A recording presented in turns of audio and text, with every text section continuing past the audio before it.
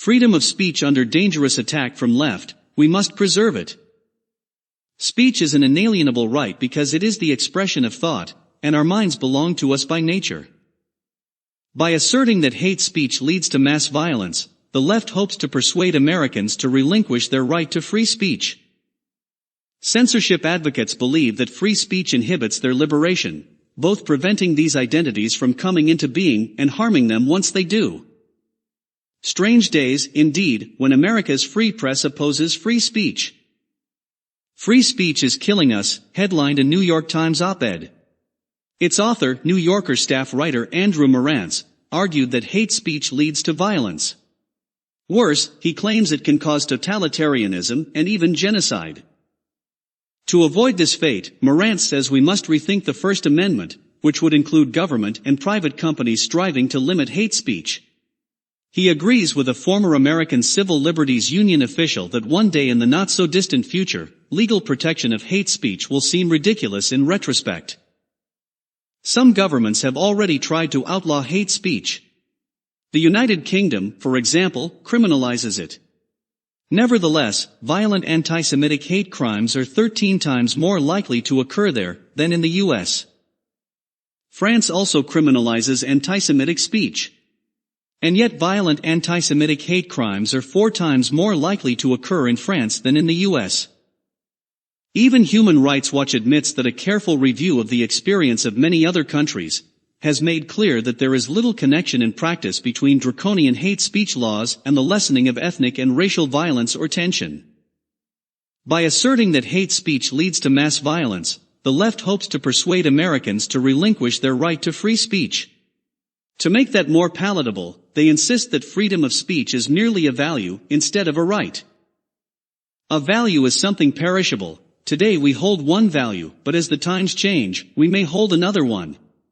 For instance, nearly all of America valued traditional marriage just 10 years ago, yet today many value same-sex marriage. Values are determined by public opinion, or, perhaps more precisely, by elites who inform, not to say manipulate, opinion. Rights, to the contrary, are non-negotiable. They belong to each individual by nature. Societies are created for their protection. Speech is an inalienable right because it is the expression of thought, and our minds belong to us by nature.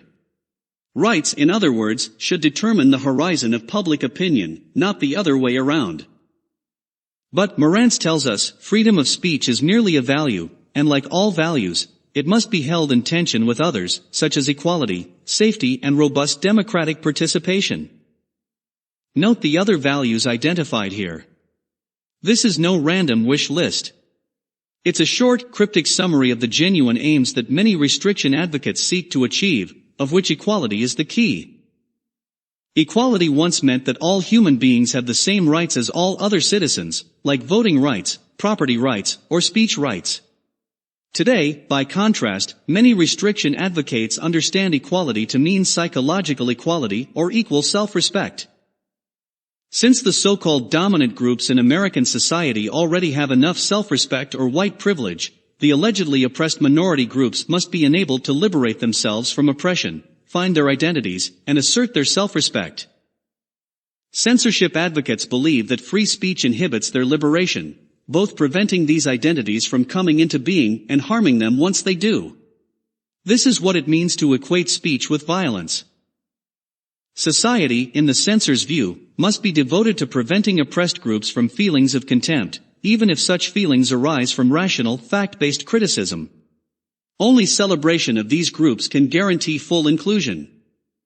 But this new speech paradigm is a one-way street. Allegedly oppressed groups not only should be able to speak freely and critically about the dominant group, their liberation depends on such antagonistic speech. As censorship advocate Mari Matsuda has written, expressions of hatred, revulsion, and anger directed against historically dominant group members by subordinate group members should not be banned. In fact, hate speech that comes from an experience of oppression should be tolerated. Outlawing hate speech, in effect, creates more hate speech, just of the right kind. Of course we should be civil with our fellow citizens. But taking away fundamental rights from a free people cannot be done without consequences. Speech criminalization has not worked well in Europe. Their hate speech laws not only fail to achieve their explicit goals, but they have helped bring about the rule of petty, bureaucratic tyrants who chill speech, on the one hand, and have ushered in explosive, rebellious politics, on the other. Why would the Times lend its pages to the cause of suppressing free speech? Perhaps it feels that in a nation where the dominant group rejects its progressive views on topics like immigration, criminality, and the health of the family, the Times would be in a better position to rule public discussions and set society's tone.